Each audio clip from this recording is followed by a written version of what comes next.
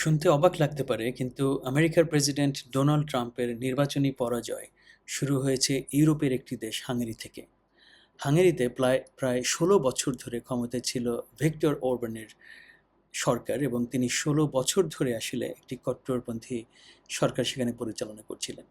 ইউরোপীয় ইউনিয়নের সাথে তার ছিল দা-কুমড়ো সম্পর্ক। কোনো মতে হাঙ্গেরি আসলে ইউরোপের ভিতরে ছিল, কিন্তু ওরবান নানানভাবে ইউরোপকে বিভিন্ন সময়ে ব্যতিব্যস্ত রেখেছে, এবং ইউরোপের যে পলিসি ছিল তার সাথে সে প্রকাশ্যেই নানানভাবে দ্বিমত পোষণ করেছে। এই ভিক্টর ওরবানের যে সরকার, তাকে এবছরের যে নির্বাচন হলো সেখানে একেবারেই নবাগত একটি দল আম প্রায় বিপুল ভোটের ব্যবধানে পরাজিত করেছে। বলা যেতে পারে যে ল্যান্ডস্লাইড ভিক্টরি বলতে যা বোঝায় সেটি অর্জন করেছে পিটার ম্যাগিয়ারের একটি নতুন দল। সবচেয়ে যেটা গুরুত্বপূর্ণ বিষয়, এই নির্বাচনে ভিক্টর ওরবান যে হেরে যেতে পারেন সেটি কিন্তু টের পাওয়া যাচ্ছিল, এবং সে কারণে তাকে জিতিয়ে দেওয়ার জন্য ডোনাল্ড ট্রাম্প নানান চেষ্টা করেছেন।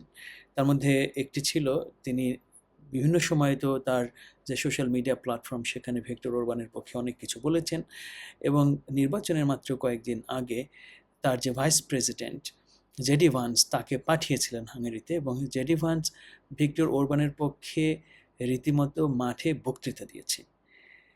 একই সাথে ইসরায়েলের যে প্রধানমন্ত্রী বেঞ্জামিন নেতানিয়াহু, সেও কিন্তু এই ভিক্টর ওরবানের পক্ষে তার যেই মতবাদ অথবা মতামত সেটা প্রকাশ করেছে।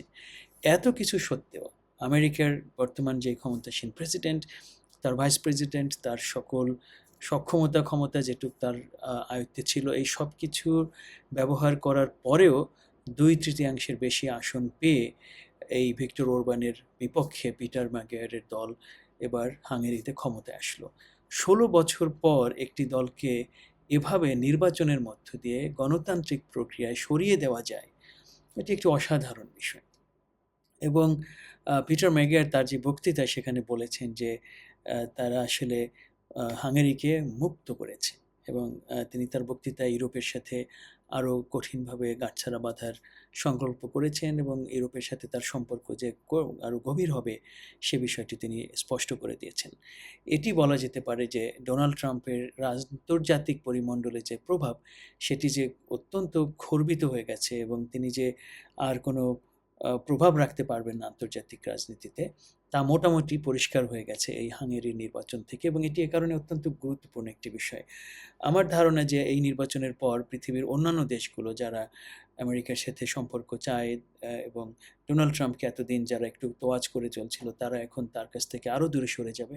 কারণ যেখানেই ডোনাল্ড ট্রাম্প যুক্ত হচ্ছে সেখানেই কিন্তু নির্বাচনী পরাজয় ভর করছে যাকে তিনি সাপোর্ট করছেন সেই মানুষগুলোর।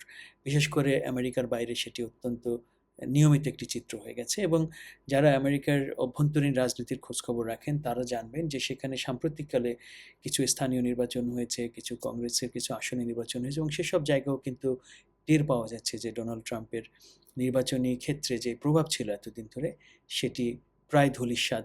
এবং সামনের যে মধ্যবর্তী নির্বাচন হচ্ছে, যদি এই ধারা বজায় থাকে তাহলে রিপাবলিকানরা যে ব্যাপক ক্ষতির সম্মুখীন হবে সেটি এখন প্রায় স্পষ্ট হয়ে গেছে।